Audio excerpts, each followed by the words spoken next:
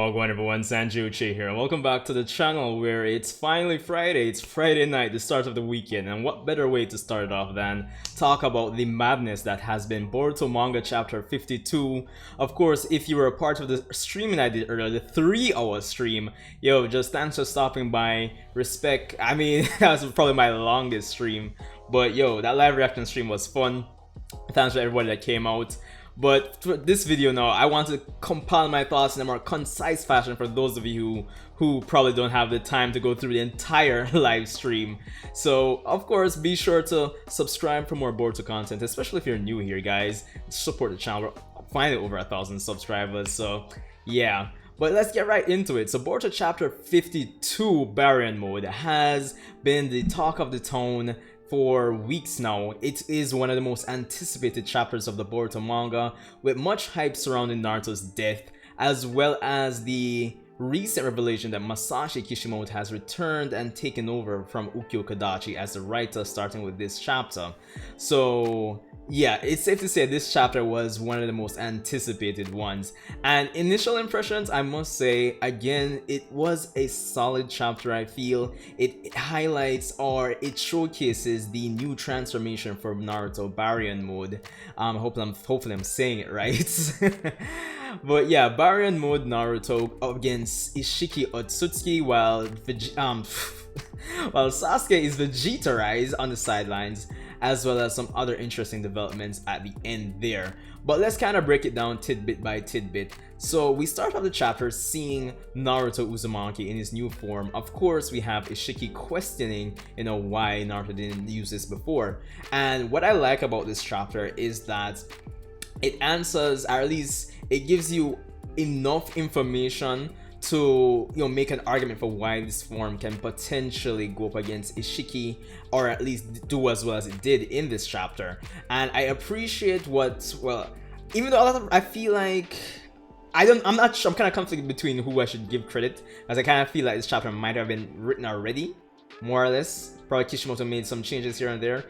So for now, between Kishimoto and Ukyo Kadachi, yeah, the decision for the explanations that we got about the form was honestly well needed. We really needed to get the information that we got in this chapter regarding the form, because one concern or one thing I wanted going into the chapter, and I said in my expectations video, was that the fact that we're introducing a form that Kurama has that is going to be potentially stronger than his Naruto's 6-path transformation. Enough information, and just essentially we needed the writer to make it make sense to us, the audience, because it wouldn't make sense for Kurama to have this power that apparently supersedes the Sage of 6 Paths. So yeah, and I'm glad they actually answered that in this chapter. Even name dropped and called it the Sage of 6 Paths mode in this chapter. I really actually love those little tidbits in this chapter.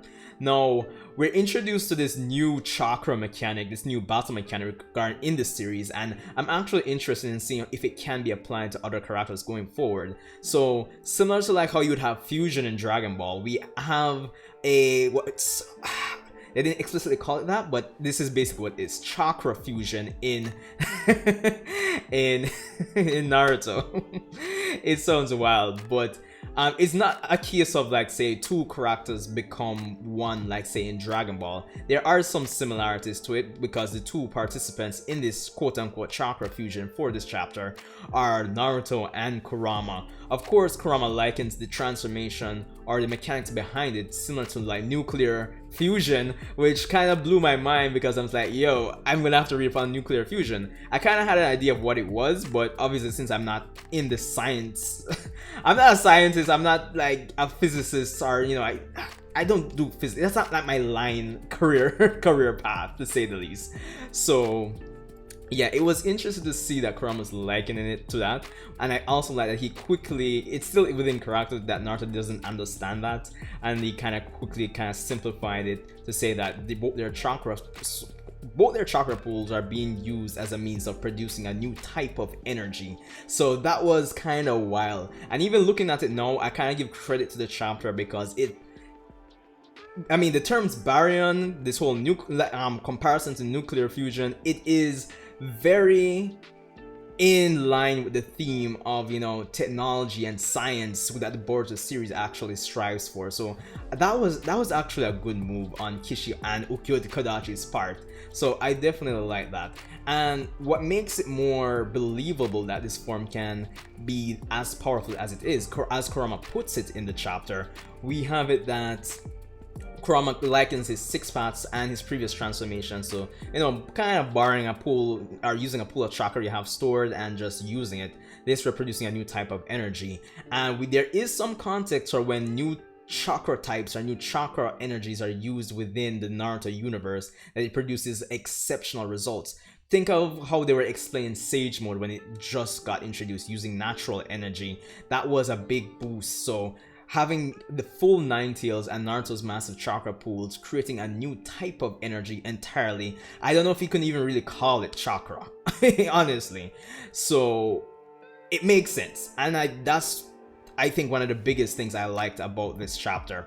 Now, moving on from that, of course, given that both their chakras are being fed, like being drained to produce this new type of energy, it explains why either one or both of them are going to die by the end of this, as Kurama puts it. But moving on from that, we get into the fight, and Naruto is on full display. I thought he was represented really well. Usually I have a problem with the choreography. I actually wanted more from like the fight choreography itself, because it kind of just still divulge into the whole punch, kick, Sukuna Ikona, Daikokuten, block, throw, yada. But at the end of the day, I think this chapter is at least one of those chapters you could make an exception for and say, yo, it was explicitly stated that, yo, we can't make any unnecessary movements. So I could definitely give the lack of, I guess, creativity in terms of the fight choreography a pass for this chapter, and not really count this as a negative, because it's in line with the narrative that that they're going for with this chapter. So I like that. And yo, trust me, Naruto was on full display, from being able to react to Isshiki to be able to react to Sukuna Ikona. Sasuke just I wouldn't say fanboying, but just being the Vegeta on the sidelines, like, unbelievable. You see me? It was like the funniest thing to me in the live stream. But yeah, I thought it was a good move in terms of just showcasing how powerful Naruto is right now. I mean, still, to me, the fact that he could react to the chakras via Sukuna Ikona, the shrinking and restoration jutsu eye technique that Isshiki has, is still really impressive to me, if I'm being honest. So there's that. Of course, we got a bit of Kawaki as well, which was more or less set up for what happens at the end of the chapter. We're reminded of the chakra, the prosthetic arm that Naruto's chakra powers, essentially.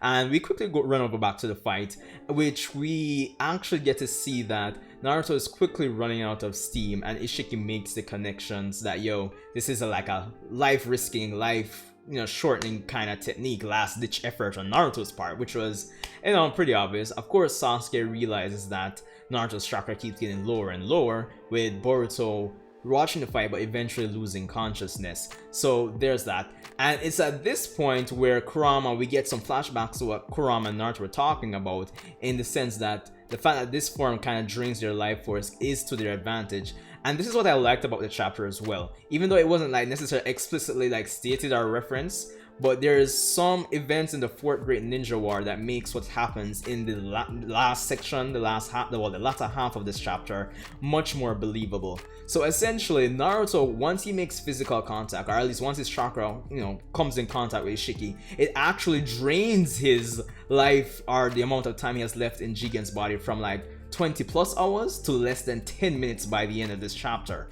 And the way I interpreted that is that this whole chakra fusion, essentially when Naruto's chakra comes in contact with you, it seems like it somehow adds the opponent's chakra to the process. So essentially, oh shit, laptop needs to charge. So essentially shortening Ishiki's lifespan as well, which makes sense to me, because it was already established within the Fourth Great Ninja War that Naruto was like a master of transferring chakra. So, and that was Kishimoto back then explicitly made a point of separating that transfer ability as something unique to Naruto, and separate and apart from Kurama's abilities. So there's context for this. So Naruto being able to essentially connect his chakra with Isshiki to drain his life force. I thought that made sense and just context for it, so I like that as well.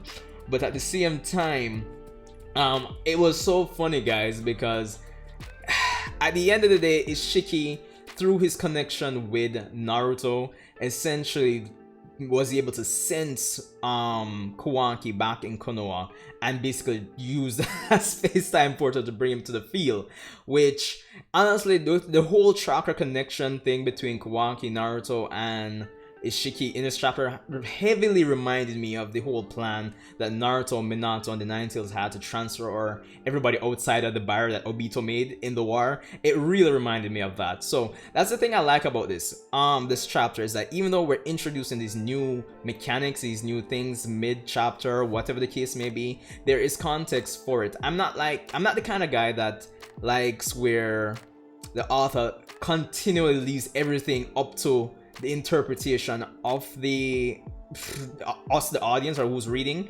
But if there's been like a history or context for like behind newly introduced mechanics, then fine, I love it, it works. So in the grand scheme of things, I didn't have like much problems with the chapter, honestly.